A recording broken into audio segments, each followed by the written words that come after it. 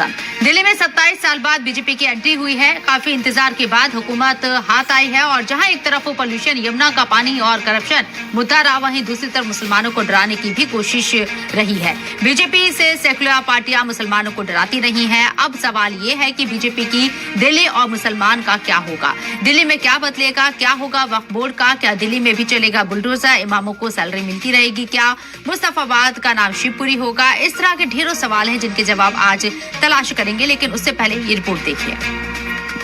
मुसलमानों के साथ क्या होगा? क्या जो सेकुलर पार्टियां मुसलमानों को बीजेपी से डराती थी वो बात सच हो जाएंगी, या फिर बीजेपी उसे झूठा साबित करके सिर्फ और सिर्फ तरक्की पर फोकस करेगी?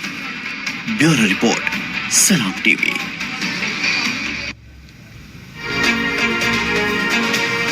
तो आपको बता दें कि दिल्ली में बीजेपी की सरकार बनने जा रही है और उसके लिए बाकायदा पूरी तकरीब होगी, लेकिन 5 सवाल यहाँ हमारे बने हुए हैं जिसका जवाब हम तलाश करने की कोशिश करेंगे अपने खास मेहमानों से। पहला सवाल हमारा रहेगा कि क्या बदलेगा दिल्ली में, बीजेपी सरकार बनने जा रही है, क्या होगा दिल्ली का, क्या कुछ बदलने जा रहा है दिल्ली में, क्या कोई ड्रास्टिक चेंज होने जा रहा है दिल्ली में, या फिर डबल इंजन की सरकार जो कही गई है, तरक्की को रफ्तार देने की कोशिश होगी, वही पैटर्न आगे बढ़ाया जाएगा जो दावा किया गया है, वादा किया गया है चुनावी कैंपेन के दौरान। ये भी हम देखेंगे। इसके साथ ही क्या होगा वक्फ बोर्ड का, ये भी एक सवाल रहेगा हमारा। क्या दिल्ली में बुलडोजर चलेगा, क्या इमामों को सैलरी मिलेगी, कैसी होगी बीजेपी की दिल्ली? ये 5 सवाल और इन 5 सवाल के जवाब तलाश करने की कोशिश करते हैं अपने खास मेहमानों से, जिनका तारुफ आपसे कराना चाहेंगे। हमारा है जावेद अहमद साहब, मेरा सवाल आपसे, अभी तो वक्फ का भी मसला है और मौलानाओं की सैलरी को लेकर भी बीजेपी लगातार आवाज उठाती रही। आम आदमी पार्टी के ऊपर इल्जाम लगे हैं कि आप जो है मौलानाओं को सरकारी खजाने से सैलरी दे रहे हैं। काफी चर्चा रही थी। आपको क्या लगता है अब सिचुएशन क्या रहेगी, या फिर बीजेपी का नाम लेके सिर्फ डराया जाएगा?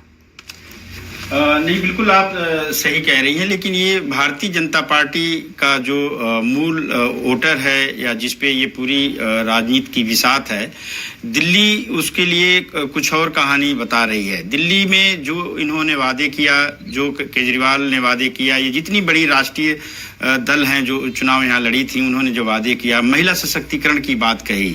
महिला सशक्तिकरण में जब महिलाओं की भागीदारी, महिलाओं के लिए आपने उनके तमाम 2500 रुपये से और तमाम ऐसी ऐसी चीज़ों का आपने नया फ्रीबी का कंसेप्ट जो है यहाँ पर सब में बढ़ चढ़ के हिस्सा लिया। तो महिलाओं के सशक्तिकरण के लिए एक सुझाव है कि क्या बीजेपी महिला मुख्यमंत्री बनाएगी, क्योंकि ये एक ऐसा मामला है, ऐसा जो महिलाओं के लिए बहुत कुछ करने का वादा कर रही है। रही बात वक्त से संबंधित जो चीज़ें हैं बीजेपी का, तो उसको वक्त से प्रॉब्लम है। अभी जो बिल की बात कह रही है बीजेपी या केजरीवाल कह रहे थे, तो उन्होंने जो पहले भी ऐलान किया था तो अपने वादे को पूरा नहीं किया, लेकिन इस चुनाव में उन्होंने हिंदू मजहब के धर्मार्थ के या पुजारियों के लिए भी वो एक बड़ा तोहफा लेके आए थे, लेकिन जनता ने उसको इनकार कर दिया, स्वीकार नहीं किया।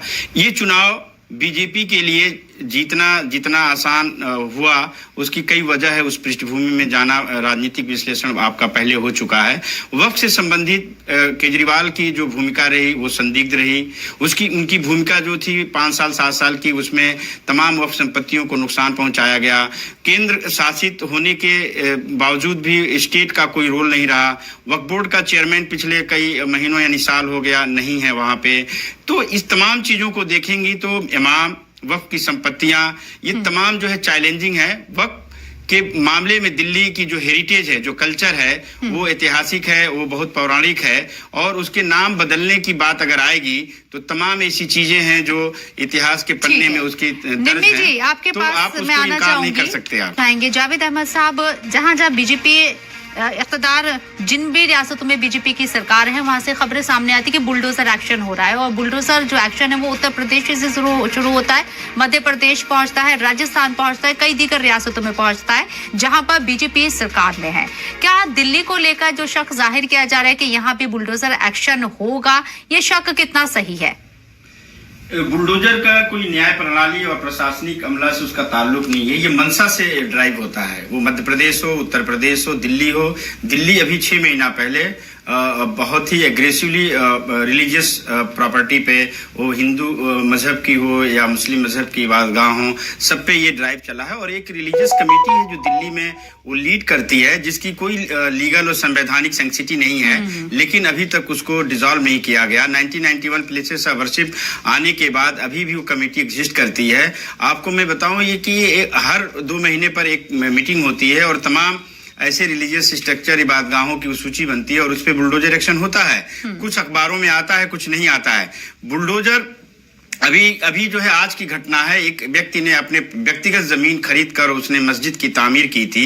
कुशीनगर में शहर के अंदर मदीना मस्जिद है और वहां के माननीय चेयरमैन और विधायक की शिकायत से उस पर बुलडोजर चला।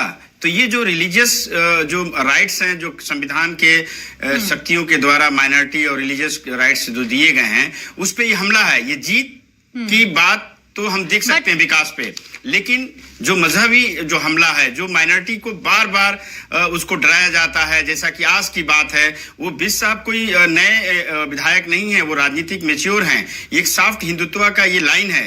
अगर कोई चीज एक होमोजीनियस हो रही थी, प्रधानमंत्री ने उसको सराहा, देश के नेतृत्व ने सराहा, तो उसमें एक भेद लगाया गया ये बताने के लिए कि नहीं, हम अपने असली मुद्दे पर आए।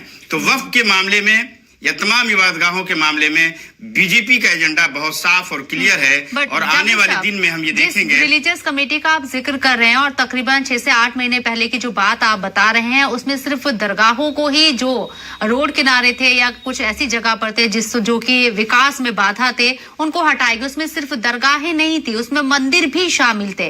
ये रिलीजियस कमेटी ने अपनी पूरी रिपोर्ट दी थी, उसके बाद दोनों तरफ एक्शन होता हुआ नजर आया था। मैंने अपनी आंखों से देखे कई एग्जाम्पल। बिल्कुल आपने दुरुस्त फरमाया। और ये तकरीबन 8 ऐसी कदीमी इबादतगाह मस्जिद थी, उसमें मदरसे थे और उसमें मैं नाम तो सब वाज़ेह है।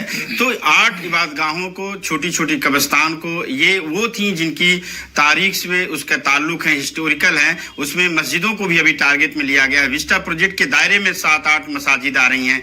तो ये जो स्टेट का जो कल्चर है, चूंकि ये 100% सेंटर डोमिनेटेड ये एक इसकी यूनिट टेरिटरी है, फुल फ्लेज स्टेट नहीं है, तो जो भी एक्शन वाले जो विभाग हैं, डिपार्टमेंट हैं, वो केंद्र के साथ हैं। स्टेट के पास जो अब जिम्मेदारी आने वाली है वो वक्फ है डिपार्टमेंट, यानी वक्फ बोर्ड का चेयरमैन का होना, उसके जो रिपोर्टिंग है वो सरकार के मंशा के मुताबिक होगी। तो पहले भी केजरीवाल साहब बहुत ही सॉफ्ट हिंदुत्व के तौर पे एक पूरे लंबे 5 साल 7 साल में एक भी एक्शन ऐसा नहीं लिया। आप हाल ही में देखिए कि जेपीसी के वोटिंग में संजय सिंह नहीं थे, पंजाब से कोई विरोध नहीं है। यानी वक्फ के बिल में पूरा मुखर होने वाला विपक्ष, उसमें केजरीवाल गायब हैं। तो केजरीवाल का जो सॉफ्ट हिंदुत्व था वो ज्यादा डेंजरस था और वो काफी हद तक जनता ने उनको इनकार किया है। और जो उनका तरीकेकार था आने का, यानी हिंदुत्व में भी एक अलग लाइन थी, जो इबादतगाहों के लिए उन्होंने बेहतर तरीके नहीं अपनाया जो कर सकते थे वो।